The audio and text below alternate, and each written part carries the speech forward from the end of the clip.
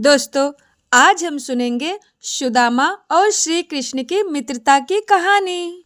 और यह कहानी सुदामा और श्री कृष्ण की मित्रता की प्रेरणादायक कहानी है। दोस्तों, इस कहानी को पूरा सुनना। प्राचीन भारत की पावन भूमि पर सुदामा और श्री कृष्ण की मित्रता एक ऐसी अमर कथा है जो सच्चे प्रेम, निस्वार्थ और समानता का संदेश देती है। दोस्तों, यह मित्रता धन, पद और वैभव से परे आत्मा के रिश्तों को दर्शाती है। सुदामा और कृष्ण बचपन में संदीपनी ऋषि के आश्रम में साथ साथ शिक्षा ग्रहण करते थे। आश्रम में सभी शिष्य समान जीवन जीते थे। कृष्ण यदुवंशी राजकुमार थे, जबकि सुदामा एक अत्यंत गरीब ब्राह्मण के पुत्र थे। फिर भी दोनों के बीच कोई भेदभाव नहीं था। वे दोनों साथ पढ़ते, खेलते और गुरुकुल के कार्यों में एक दूसरे की सहायता करते थे। कृष्ण की सफलता और सुदामा की निष्ठुरता के उनकी मित्रता को और गहरा बना दिया। दोस्तों, एक बार गुरु माता ने दोनों को जंगल में लकड़ी लाने भेजा। रास्ते में भयंकर वर्षा होने लगी। दोनों एक पेड़ के नीचे पूरी रात ठंड और बारिश में भीगते रहे। उस कठिन समय में भी उन्होंने धैर्य और मित्रता नहीं छोड़ी।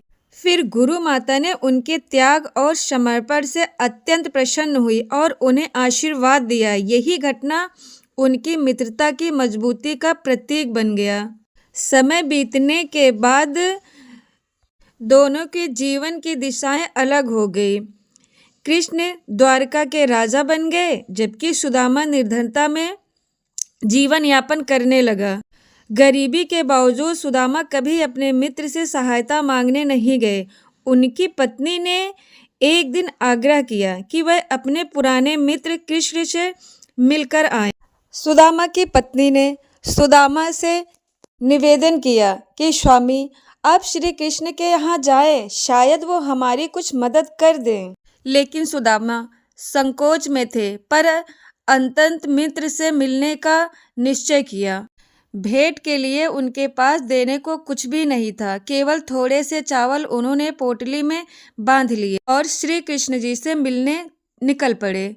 जब सुदामा द्वारका पहुंचे तो वैभव देखकर वह और भी झिझक गए, परंतु जैसे ही कृष्ण ने सुदामा को देखा, वह सिंहासन छोड़कर दौड़ पड़े और अपने मित्र को गले लगा लिया। उन्होंने सुदामा के फटे वस्त्रों और दयनीय अवस्था की कोई परवाह नहीं की। कृष्ण ने प्रेम पूर्वक उनके चरण धोए और उन्हें अपने पास बिठाया। यह दृश्य सच्ची मित्रता की पराकाष्ठा था। फिर अचानक से श्री कृष्ण की नजर सुदामा की पोटली पर पड़ती है। सुदामा उस पोटली को छुपाते फिर रहा था। फिर क्या था? कृष्ण ने सुदामा की पोटली से चावल बड़े प्रेम से खाए। सुदामा कुछ मांगने की हिम्मत नहीं कर पाए और बिना कुछ कहे लौट आए। जब वह अपने गांव पहुंचे तो देखा कि उनकी झोपड़ी एक भव्य महल में बदल चुकी थी और श्री कृष्ण ने बिना कहे ही अपने मित्र की सारी दरिद्रता दूर कर दी।